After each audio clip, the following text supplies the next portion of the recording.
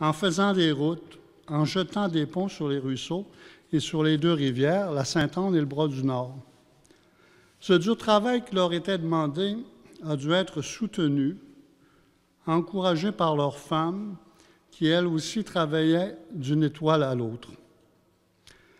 Permettez que je prenne un autre exemple qui me vient de ma famille.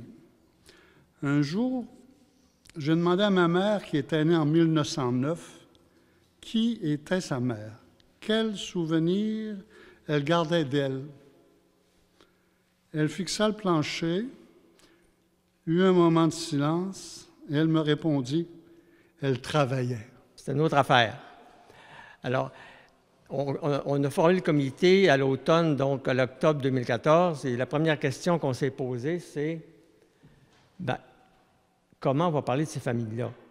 Et là, on disait, est-ce qu'on parle des familles nombreuses? On a vu qu'il y avait des familles nombreuses. Est-ce qu'on parle des familles, des grandes familles, comme on les appelle, des familles qui ont rayonné à Saint-Raymond, etc. On se posait toutes ces questions-là pour en arriver à la conclusion qu'on voulait parler de toutes les familles, sans exception, si possible.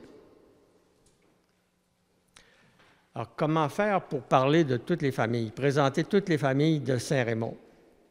Les ancêtres, les familles des ancêtres, pas les familles actuelles de 2017, mais les familles qui étaient là en 1900, 1925, 1930.